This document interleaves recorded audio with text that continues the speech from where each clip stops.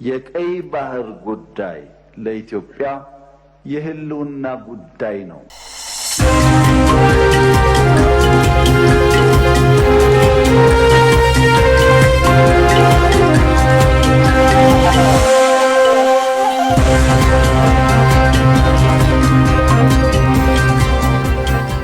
በጣም ብዙ ጉዳዮች ቢኖሩም አየሩን የሞሉት ግን ሁለት ጉዳዮች ናቸው።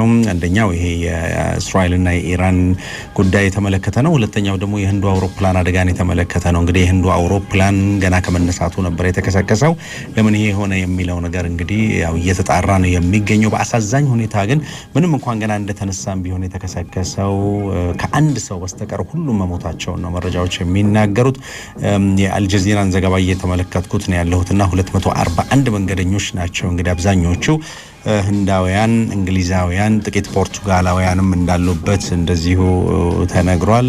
የተረፈው አንድ ሰው እንግዲህ ምን ያህል እድለኛ ቢሆን ነው የሚያስብል ነው። እንግሊዛዊ እንደሆነ ነው መረጃው የሚናገረው። ናሬንድራ ሞዲም የተኛበት ሆስፒታል ሄደው መጠየቃቸውን የተነገረው። ብዙ የዓለም ሀገራትም መሪዎችም እንደዚሁ ሀዘናቸውን ለህንድ እየገለጹ ይገኛሉ። ከዛ ውጭ እንግዲህ ትልቁ ዜና ከትናንት ማታ ጀምሮ ማለት ይቻላል የእስራኤል ኢራን ላይ የፈጸመችው ጥቃት ነውና ይሄ ጥቃት እንግዲህ ያው ከዚህ በፊት ስለተመለከትን ሊደረግ ይችላል ተብሎ የሚታሰብ ቢሆንም ግን እንደዚህ በፍጥነት ይሆናል ተብሎ አይታሰብም ነበር።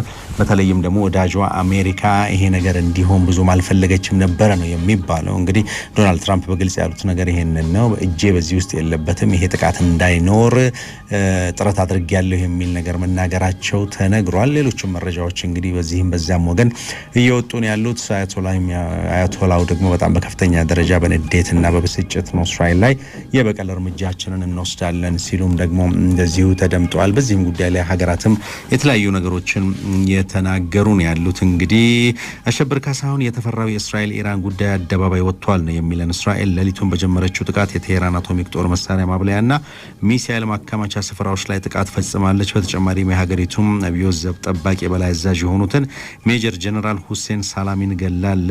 ታዲያ ከዚህ ሁሉ ጥቃት በኋላ ኢራን አርፋ ትቀመጣለች ተብሎ ማይጠበቅ መረጃዎች እንደሚናገሩት ኢራን ባለስልጣናት በምን ሁኔታ አጸፋው መመለስ እንዳለባቸው በመምከር ላይ ናቸው። የሁለቱ ባላንጣዎች አሁናዊ ግጭት ግን የዓለምን ፖለቲካ መለወጡ ይጠበቃል። ግጭቱ እስከ መቼ ሊዘልቅ ይችላል የሚለውን በትንታኔ ይዞልናል። አሸብር ካሳሁን ይቀጥላል። የመካከለኛው ምስራቅ ውጥንቅጥ ዛሬ ፈንድቷል። ሁለቱ ተፋላሚ ኃይላትም ታውቀዋል። ነገርየው ዓመታትን በቋፍ ሲጠበቅ ቆይቶም ዛሬ ይፋ ሆኗል። እሳቸው ደግሞ የፊት አውራሪነቱ ሚና ለመወጣት ከፊት መጥተዋል። ይህን አሉ። ከሁለት አስርት ዓመታት በላይ የታገስነው ጉዞ ዛሬ እውን እንዲሆን ፈቅደናል። በየትኛውም መመዘኛ ይህ ዘመቻ የሚቆም አይሆንም። ጠቅላይ ሚኒስትር ቤንያሚን ኔታንያሁ ሀገራቸው ከቴህራን ጋር ዛሬ ስለጀመረችው ግልጽ ፍልሚያ የተናገሩት ነው። ከሰዓታት በፊት እስራኤል ዘመቻዋን ጀምራለች። ይህ ዘመቻ የፈጀውን ጊዜ ይፍጅ እንጂ የሚቆም አይሆንም። ለሁለት አስርት ዓመታት የኢራን ኃይል በእስራኤል ላይ ተደጋጋሚ ዛቻዎችን ሲያደርስ ቆይቷል። የዘር ጭፍጨፋ ለመፈጸምም የአቶሚክ ጦር መሳሪያ ሲያዘጋጅ ቆይቷል። ባለፉት ዓመታትም የቴህራን ሰዎች 9 አውዳሚ መሳሪያ ማምረት የሚችል ዩራኒየም አዘጋጅተዋል። ይህን ማስቆም ካልቻልን ደግሞ በአጭር ጊዜ ውስጥ የሚፈራውን ኒውክሌር መታጠቃቸው የማይቀር ነው። ከዓመት ባነሰ ጊዜም ሊሆን ይችላል። ይህ ለእስራኤል የህልውና ጉዳይ ነው። እሳቸው ጸዋጫሪ ሊሆኑ ይችላሉ። ነገር ግን ደግሞ በዛሬና በባለፈው ዓመት ብቻ ከ300 በላይ ሚሳኤሎችን ሀገራቸው አስተናግዳለች። በመቶ የሚቆጠሩ ዜጎቻቸውንም ቀብረዋል። እናም የዚህ ዘመቻ መባቻ ዛሬ ቢሆን እንደውም ታግሰዋል ሊባል ይችላል። ወዲህ ደግሞ የነገሮች ጡዘት የገባቸው እስራኤል ከፍታ ሳዘጋ የምትተዋቸው መሰል ጉዳዮች ዓለምን ጭንቅ ውስጥ እየከተቷት ይገኛሉ። ይሄኛውም ቢሆን በዚህ ውስጥ የሚታይ ነው። ተቃራኒ ቦታ ላይ የቆመችው ደግሞ ኢራን መሆኗ ሲገባን የሁለቱ ኃይላት ነገር መቋጫው ቅርብ ሊሆን እንደማይችል መገመት ያስፈልጋል። አሁን እስራኤል ጀመርኩ ያለችው ዘመቻ የአቶሚክ ጦር መሳሪያ ማምረቻና የሚሳኤል ማከማቻ ስፍራዎችን ኢላማ ያደረገ ነው። እስካሁንም ከረጅም ተምዘግዛጊ ሚሳኤል እስከ ራሱ ኒውክሌር ጣቢያ ያሉ ስፍራዎች በቦምብ ጋይተዋል። የኢራን ዋና ከተማም በእስራኤል ቦምብ ከመደብደብ አላመለጠም። ታላላቆቹ ሚዲያዎች በሰበር ዜና ባወጡት መረጃ መሰረት ከእስራኤል ጥቃት በኋላ ከቴህራን የሚሰጠው አጸፋ የሚጠበቅ ነው። ለዚህ እንዲረዳትም ሀገሪቱ ከትምህርት ቤቶች ጀምሮ ያሉ የህዝብ መገልገያ ስፍራዎች እንዲዘጉ ከወዲሁ አዛለች። አስታውቃለች። ጠቅላይ ሚኒስትሩ የዘመቻው መጀመርን አስመልክቶ በሰጡት መግለጫም ከቴህራን የኒውክሌር ፕሮግራም ጋር ተያይዞ እጃቸው ያለበት አካላት በሙሉ ከዚህ ዘመቻ የሚተርፉበት እድል አይኖርም በማለት ዝተዋል። ዛሬ እስራኤል ቃሏን ጠብቃ በተግባር መታለች። የኢራን የአቶሚክ ጦር መሳሪያ ፕሮግራም ላይ ጥቃት ጀምራለች። በአታንስ መገኛውን ባደረገው ማብሊያ ጣቢያ ላይ ጉዳት ማድረሳችንን እንቀጥላለን። ተመራማሪዎቿም የሚተርፉ አይሆኑም። ሌላኛው የባለስቲክ ሚሳኤል ፕሮግራም በተመሳሳይ ባለፈው ዓመት 300 ሚሳኤሎችን ወደኛ ተኩሳብን ነበር። በዚህም ከ100 በላይ ዜጎቻችንን አጥተናል። ዛሬ እነዚህ ሚሳኤሎች የኒውክሌር አቅም ተፈጥሮላቸው በሚሊዮን የሚቆጠሩ ሰዎችን ሕይወት አደጋ ላይ ጥለዋል። ለዛም ነው የማንታገሰው። የአደጋ ጊዜ ድምጾች ከወደ እስራኤል መሰማት ጀምረዋል። ዜጎች በየእጅ ስልኮቻቸው የተጠንቀቁ መልእክት እየደረሳቸው ይገኛል። የእስራኤል ጦርም እያንዳንዱን መግቢያ መውጫ በሮች በተጠንቀቅ እንዲጠብቅ ትዕዛዝ ተላልፎለታል። ሲኤንኤን ከስፍራው እያደረሰ በሚገኘው መረጃ ታዲያ ከሌሊቱ 9 ሰዓት ጀምሮ በጦርነት ውስጥ ያለች ሀገር እንድትሆን የእስራኤል እያንዳንዱ እንቅስቃሴም በወታደራዊ አስተዳደር ውስጥ እንዲገባ ተደርጓል። አሜሪካ ከጥቃቱ በኋላ በውጭ ጉዳይ ሚኒስትሯ ማርክ ሩቢዮ በኩል በዘመቻው እጅ የለበትም የሚል ማስታወቂያ ስታወጣ ፕሬዝዳንቷ ካቢኔያቸውን አስቸኳይ ስብሰባ ጠርተዋል። ትራምፕ በመካከለኛው ምስራቅ ቃጠና የሚገኘው ከ40 ሺህ በላይ ሰራዊታቸውም ከዚህ በኋላ ነገሮችን ባንክሮ መከታተል እንዳለበት ትዕዛዝ አስተላልፈዋል። ያ ማለት በተጠንቀቅ ጠብቅ የሚለውን ያጠቃልላል። ምናልባትም ደግሞ ነገሮች ገፍተው የኢራን ኃይል ይህን መገኛውን የሆነውን ወታደራዊ ካምፕ ለማጥቃት የሚሞክር ከሆነ አገሪቱ ተገዳ ወደ ጦርነቱ መግባቷ የማይቀር ነው። እናም አሁን አጋሬ ከምትላት ሀገር የማረጋገጫ ጥሪ እየተጠባበቀችም ትገኛለች የተባለው ለዚህ ነው። የከሰረ እየተባለ የሚገኘው የትራምፕ የውጭ ጉዳይ ፖሊሲ ከዚህ ዘመቻ በኋላ ደግሞ ይባሱኑ ለትችት ፕሬዝዳንቱን መዳረጉ የማይቀር ነው። ፍንጮች ግን ትራምፕ ከጥቃቱ መፈጸም ቀድመው ስለ ነገሩ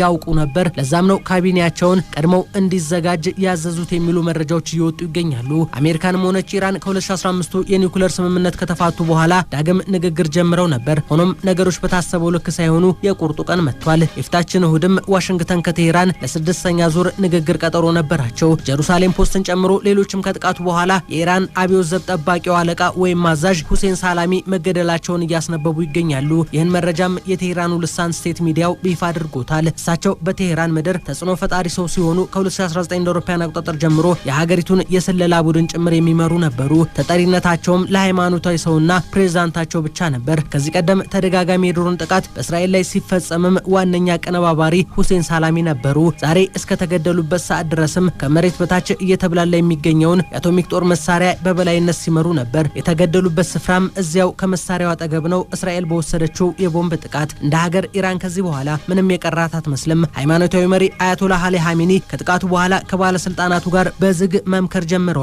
ይህ ደግሞ አጠቃላይ ሊወስዱ ስለሚገባቸው አጸፋዊ እርምጃ አቅጣጫ የሚሰጥበት እንደሚሆንም ነው የሚጠበቀው። ከሂዝቦላህ እስከ ሐማስ፣ ከሶሪያ እስከ የመን እስራኤል ያልተገኘችበት የጦርነት ምዕራፍ የለም። ሁሉም ታዲያ የመነሻ ነጥባቸው ጥቃት ሊፈጸምብኝ ይችላል የሚለው ስጋት ነው። አሁን በኢራን መሳሪያ መገኛ ስፍራዎች ላይ የጀመረችው ዘመቻም መነሻው የሀገሪቱን የወደፊት ጥንካሬና ጉልበት ግምት ውስጥ ያስገባ ነው። ቤንያሚን ኔታንያሁ ከ10 ሺህ በላይ የአቶሚክ ጦር መሳሪያ ጭንቅላቶች ዛሬ ላይ ቴህራን በእጇ ይገኛሉ ሲሉም ይፋ ያደረጉት መረጃ የዚህን የወደፊት ስጋትነት እውነት የገለጸ ነው። ወዲህ ደግሞ ኢራን በዓለም አቀፉ ማህበረሰብ አሸባሪ በሚል ታርጋ ከተለጠፈባቸው ቡድኖች ጋር አብራ መስራቷ ጥቃት ከእሷ በቀጥታ ባይፈጸምም እንኳ በቡድኖቹ ጀርባ መምጣቷ ተጠባቂ ሊሆን ይችላል።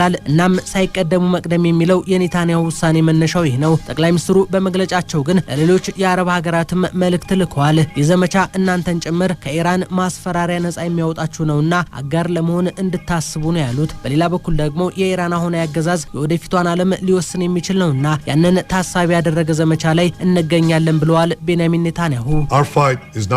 ጉዳያችን ከእናንተ ጋር አይደለም። ትግላችን የ46 ዓመታት የአገዛዝ ዕድሜ ካለው አምባገነን ቡድን ጋር ነው። ነጻ የመውጫ ጊዜያችሁም ተቃርቧል። ያ ሲሆን አገርነታችን በጽኑ መሰረት ላይ ይቆማል። ለዓለም ሕዝብም መልእክት አለኝ። ይህ አሸባሪ ኃይል ከባዱንና አጥፊውን መሳሪያ እንዲይዝ አንፈቅድለትም። ያ የሚሆን ከሆነ ሽብርተኝነት ቤታችንን ያስፈርሰናል። ከአሜሪካ እስከ አውሮፓም ነገሮች መክፋታቸው የማይቀር ነው። ዛሬ እስራኤል ለሚፈጠር እልቂት ቀድማ ምላሽ እየሰጠች ነው። ረጅም ዕድሜ ለእስራኤልና አሜሪካ። ዓለማችን ደህንነቷ የተጠበቀ ይሆናል። እስካሁን ከኢራን በኩል የተሰሙ መረጃዎች ባይኖሩም ልትወስደው የምትችለው አጸፋዊ እርምጃ ግን መኖሩ ይጠበቃል። የትና በማን ላይ የሚለው ግን ሁሉም እየሰጋበት ያለ ነው። የተፈራው ግን ሆኗል። ሁለቱ የዓመታት ባላንጣ ሀገራትም ወደ ጦርነት መግቢያ ፊሽካን ነፍተዋል። መዘዙና ቀጣይ ሊሆን የሚችለውም የዓለም ስጋት ሆኗል ከወዲሁ።